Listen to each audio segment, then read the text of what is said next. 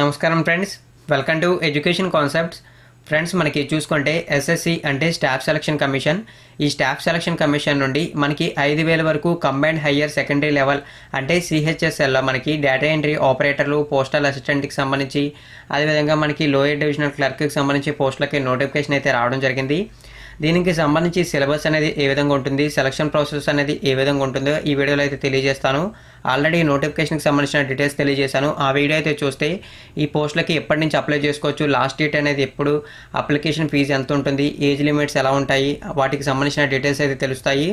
ఇక ఈ వీడియోలో సెలక్షన్ ప్రాసెస్కి సంబంధించిన డీటెయిల్స్ తెలియజేస్తాను. మొత్తం మనకి సెలక్షన్ ప్రాసెస్ అనేది 3 విధాలుగా ఉంటుంది, అంటే 3 ప్రాసెస్లో ఉంటుంది. ఫస్ట్ ఆఫ్ ఆల్ మనకి టైర్ 1 ఉంటుంది. టైర్ 1లో క్వాలిఫై అయిన తర్వాత టైర్ 2 ఉంటుంది. తర్వాత మనకి టైర్ 3 ఉంటుంది. టైర్ 1లో మనకి కంప్యూటర్ బేస్డ్ టెస్ట్ అయితే ఉంటుంది. టైర్ 2లో మనకి డిస్క్రిప్టివ్ అంటే పేపర్ మీద రాసే విధంగా ఉంటుంది. ఇక టైర్ 3లో మనకి స్కిల్ టెస్ట్ అయితే ఉంటుంది. అవైతే గుర్తుంచుకోండి. ఫస్ట్ ఆఫ్ ఆల్ మనం టైర్ 1కి సంబంధించిన సిలబస్, ఎగ్జామ్ ప్యాటర్న్ అయితే చూద్దాం. మనకి చూసుకున్నట్లయితే టైర్ 1 అయితే కంప్యూటర్ బేస్డ్ టెస్ట్, ఇదైతే మీరు చూసుకోవచ్చు. ఇది మనకి ఆబ్జెక్టివ్ టైప్ ఆఫ్లో ఉంటుంది. ఇందులో మనకి చూసుకుంటే ఏ టాపిక్స్ ఉంటాయో కూడా మెన్షన్ చేశారు. మొత్తం మనకి 4 టాపిక్స్ అయితే ఉంటాయని చెప్పి మెన్షన్ అయితే చేశారు. ఇవైతే చూసుకోవచ్చు. ఫస్ట్ ఆఫ్ ఆల్ మనకి ఇంగ్లీష్ లాంగ్వేజ్, ఇది మనకి బేసిక్ నాలెడ్జ్ మీద ఉంటుంది. దీనికి సంబంధించి మనకి చూసుకున్నట్లయితే నెంబర్ ఆఫ్ క్వశ్చన్స్ ఎన్నో వస్తాయి, మ్యాక్సిమం మార్క్స్ ఎన్నో కూడా మెన్షన్ చేశారు. నెంబర్ ఆఫ్ క్వశ్చన్స్ చూసుకుంటే 25, మ్యాక్సిమం మార్క్స్ చూసుకుంటే 50, అంటే ఈచ్ క్వశ్చన్ 2 మార్క్స్ అయితే క్యారీ చేస్తుంది. ఇక నెక్స్ట్ మనకి జనరల్ ఇంటెలిజెన్స్, దీనికి సంబంధించి కూడా మనకి 25 క్వశ్చన్స్ వస్తాయి, 50 మార్క్స్ అయితే ఉంటాయి. ఇక నెక్స్ట్ మనకి quantity aptitude, basic arithmetic skills అయితే ఉంటాయి ఇందులో.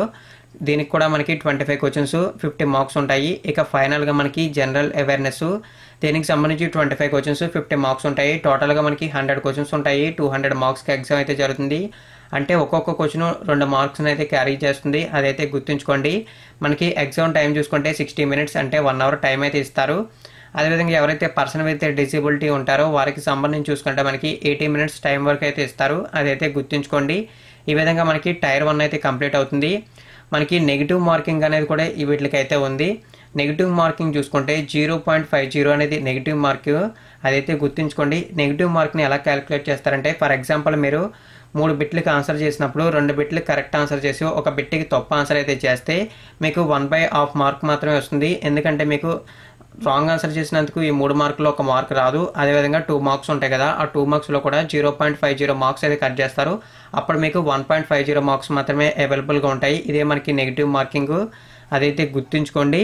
ఇక నెక్స్ట్ మనకి టైర్ 2, ఇది మనకి డిస్క్రిప్టివ్ టైప్లో ఉంటుంది. పేపర్ అండ్ పెన్తో రాయాలి. దీనికి సంబంధించి 100 మార్క్స్ ఉంటాయి. దీనికి సంబంధించి కూడా మనకి 1 అవర్ టైం అయితే ఇస్తారు. అదేవిధంగా ఎవరైతే మనకి పర్సన్ విత్ డిసేబిలిటీ క్యాండిడేట్స్ ఉంటారో వారికి 20 మినిట్స్ అనేది అడిషనల్గా ఇస్తారు. అంటే మనకి చూసుకుంటే వారికి 80 మినిట్స్ టైం అయితే ఇస్తారు. ఇందులో చూసుకుంటే మనకి ఎస్ఏ రైటింగ్ ఉంటుంది, లెటర్ రైటింగ్ ఉంటుంది, అప్లికేషన్ ఫార్మింగ్ ఫిల్లింగ్ అది ఉంటుంది. అదైతే గుర్తుంచుకోండి. ఇది మనకి డిస్క్రిప్టివ్ టైప్లో ఉంటుంది. దీంట్లో మనకి క్వాలిఫైయింగ్ అనేది 33% అనేది క్వాలిఫైయింగ్ మార్క్స్, అది కూడా మీరైతే గుర్తుంచుకోండి. ఇక మనకి టైర్ 3, ఇది మనకి స్కిల్ టెస్ట్. దీంట్లో మనకి టైపింగ్కి సంబంధించి అయితే ఉంటాయి. ఫస్ట్ ఆఫ్ ఆల్ మనకి స్కిల్ టెస్ట్ అనేది ఏ విధంగా ఉంటుందో మెన్షన్ చేశారు. మనకి డేటా ఎంట్రీ ఆపరేటర్కి సంబంధించి చూసుకుంటే ఏవైతే టైపింగ్ స్కిల్స్ ఉంటాయో వాటికి సంబంధించి అయితే మెన్షన్ చేశారు. Data entry operator speed 8000 key descriptions per the hour of computer. మనకి 8000 లెటర్స్ అనేవి 1 అవర్లో టైప్ చేయాలి డేటా ఎంట్రీ ఆపరేటర్కి సంబంధించి. ఇదైతే వాళ్ళకి స్కిల్ టెస్ట్. ఇక నెక్స్ట్ మనకి postal assistant, lower divisional clerk అయితే ఉన్నాయో వీటికి చూసుకున్నట్లయితే మనకి నార్మల్గా ఏదైతే కంప్యూటర్ ఉంటుందో దాని మీద అయితే నాలెడ్జ్ ఉన్నట్లు చెక్ చేస్తారు. అదేవిధంగా 30 నుంచి 35 వర్డ్స్ వరకు హిందీలో కానీ ఇంగ్లీష్లో కానీ టైప్ చేయాలని చెప్పి మెన్షన్ అయితే చేస్తారు. జస్ట్ దీనికైతే కొంచెం తక్కువగానే ఉంటుంది, అదైతే గుర్తుంచుకోండి. ఈ విధంగా మనకి ఏదైతే SSC staff selection commission combined higher secondary level అంటే సిహెచ్ఎస్ఎల్లో lower divisional clerk, data entry operator, postal assistant ఉన్నాయో వాటికి సంబంధించి ఈ విధంగా 3 టైర్ల ఎగ్జామ్స్ అయితే జరుగుతాయి. ఇక ఫస్ట్ ఆఫ్ ఆల్ ఏదైతే టైర్ 1 చెప్పానో అందులో మనకి టాపిక్స్ చెప్పాను కదా, ఆ టాపిక్స్లో ఏమేమి వస్తాయో అవైతే చెప్తాను. ఒకసారి చూసుకున్నట్లయితే ఫస్ట్ ఆఫ్ ఆల్ మనకి ఇంగ్లీష్ లాంగ్వేజ్ ఉంటుంది.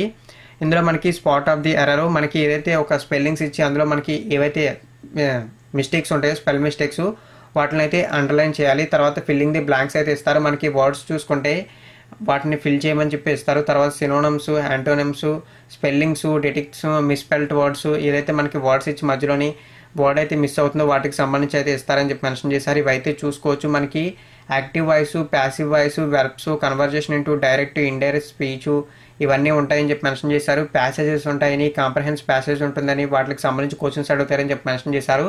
ఇది మనకి ఇంగ్లీష్ లాంగ్వేజ్కి సంబంధించి. ఇక నెక్స్ట్ మనకి జనరల్ ఇంటెలిజెన్స్. ఇందులో చూసుకున్నట్లయితే మనకి ఏదైతే రీజనింగ్ ఉంటుందో రీజనింగ్ సంబంధించి అయితే ఉంటాయి. ఇక్కడ చూసుకోవచ్చు మనకి analogue, symbolic, operation of symbolics, numeric analogy, trends, figures, analogue, space, orientation, ఇవన్నీ మనకి రీజనింగ్లో ఉండేటటువంటి టాపిక్స్ మొత్తం చూసుకోవచ్చు. ఇవన్నీ ఇక్కడ మనకి కనబడుతున్నాయి. ఇక మనకి క్వాంటిటివ్ యాప్టిట్యూడ్లో చూసుకుంటే మనకి అర్థమెటిక్ సంబంధించి ఏవైతే టాపిక్స్ ఉంటాయో ఆ టాపిక్స్ అనేవి ఉంటాయి. ఇందులో మనకి ఆల్జిబ్రా, జామెట్రీ, మెజర్స్, అదేవిధంగా ట్రిగనోమెట్రీ, స్టాటిస్టిక్స్ ఇవన్నీ ఉంటాయి. ఇవైతే మనకి తెలుసు. ఆల్జిబ్రా అంటే బీజగణితం, జామెట్రీ అంటే రేఖాగణితం, మెజర్స్ అంటే సాంఖ్యశాస్త్రం ఇవన్నీ ఉంటాయి. ట్రిగనోమెట్రీ అంటే త్రికోణమితి, ఈ టాపిక్స్ ఉంటాయి. ఫండమెంటల్స్ ఆఫ్ అర్థమెటిక్ ఆపరేషన్స్ ఉంటాయి. నెంబర్ సిస్టమ్ అంటే సంఖ్యా వ్యవస్థ, వాటికి సంబంధించి అయితే ఉంటాయి. తెలుగులో అయితే చెప్తాను. ఇక్కడ మీకు ఎగ్జామ్ అయితే తెలుగులో ఉండకపోవచ్చు. మేబీ 80% ఆఫ్ చాయిసెస్ అయితే ఓన్లీ మనకి హిందీ, ఇంగ్లీష్లో ఉండే చాయిసెస్ అయితే ఉన్నాయి. అదైతే గుర్తుంచుకోండి. ఈ విధంగా అయితే ఉంటాయి. ఫస్ట్ ఆఫ్ ఆల్ మనకి general English, second of all మనకి జనరల్ ఇంటెలిజెన్స్. ఇందులో మనకి రీజనింగ్ అయితే ఉంటుంది. జనరల్ ఇంటెలిజెన్స్లో మొత్తం రీజనింగే. ఇది మనకి వెర్బల్ రీజనింగ్ ఉంటుంది, అదైతే గుర్తుంచుకోండి. ఇక క్వాంటిటీ యాప్టిట్యూడ్లో ఏవే టాపిక్స్ ఉంటాయి కూడా మీకు తెలుగులో కూడా చెప్పాను. ఇక మనకి జనరల్ అవేర్నెస్, దీనికి సంబంధించి చూసుకున్నట్లయితే మనకి జనరల్ నాలెడ్జ్కి సంబంధించిన క్వశ్చన్స్ అయితే వస్తాయి.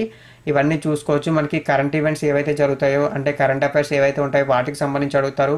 రిమైనింగ్ టాపిక్స్ అయితే అడుగుతారు. ఇవన్నీ మీరు అయితే చూసుకోవచ్చు. ఇక్కడ మనకి హిస్టరీకి సంబంధించి, జోగ్రఫీకి సంబంధించి, ఎకనామిక్స్ సంబంధించి, సైన్స్కి సంబంధించి, జనరల్ పాలసీకి సంబంధించి, పాలిటిక్స్కి సంబంధించి, కంట్రీస్కి సంబంధించి, ఇలా మనకి పార్లమెంట్కి సంబంధించి ఇలా చాలా టాపిక్స్ అయితే అడుగుతారు జనరల్ అవేర్నెస్లో. అదైతే మీరు గుర్తుంచుకోండి. మొత్తం మనకి ఏ టాపిక్స్ ఉంటాయో కూడా మెన్షన్ అయితే చేశారు. ఇంకా మనకి చూసుకుంటే మ్యాప్స్, గ్రాఫ్స్, డయాగ్రామ్స్కు సంబంధించి కూడా అడుగుతారని చెప్పి మెన్షన్ అయితే చేశారు. విజువల్లీ హ్యాండిక్యాప్డ్కి సంబంధించి 40% అబవ్ విజువల్లీ డిసేబిలిటీ ఎవరైతే ఉంటారో వారికి సంబంధించి ఏదైతే maps, graphs, diagrams, statistics, data in general intelligence ఉంటాయో వీటి నుంచి ఎగ్జామ్షన్ అంటే ఈ క్వశ్చన్స్ అనేవి లేకుండా చూసుకుంటారని చెప్పి మెన్షన్ అయితే చేశారు. ఎందుకంటే విజువల్లీ హ్యాండిక్యాప్డ్కి ఐడెంటిఫై చేయడం అనేది కొంచెం కష్టం అవుతుందని చెప్పి ఇవి లేకుండా చూసుకుంటారని చెప్పి మెన్షన్ అయితే చేశారు. మీరైతే ఏదైతే టైర్స్ ఉంటాయో అంటే సెలక్షన్ ప్రాసెస్ ఏ విధంగా ఉంటుందో తెలుసుకున్నారనుకుంటున్నాను. అదేవిధంగా సిలబస్ ఏ విధంగా ఉంటుందో కూడా తెలుసుకున్నారనుకుంటున్నాను. ఈ వీడియో కనుక మీకు నచ్చినట్లయితే లైక్ చేయండి. ఈ వీడియోని మీ ఫ్రెండ్స్ అందరికీ షేర్ చేయడానికి ట్రై చేయండి. మరిన్ని ఇటువంటి రెగ్యులర్ అప్డేట్స్ కోసం నా ఛానల్ని సబ్స్క్రైబ్ చేయండి. వీడియో కింద డిస్క్రిప్షన్లో మీకు ఎస్ఎస్సి స్టాఫ్ సెలక్షన్ కమిషన్ యొక్క అఫీషియల్ వెబ్సైట్ లింక్ ఇస్తాను. మీరు ఏదైతే పీడిఎఫ్ చూసారంటే సిలబస్కి సంబంధించిన డీటెయిల్స్ పీడిఎఫ్ చూసారో ఆ పీడిఎఫ్ లింక్ కూడా ఇస్తాను. మీరైతే చెక్ చేయండి.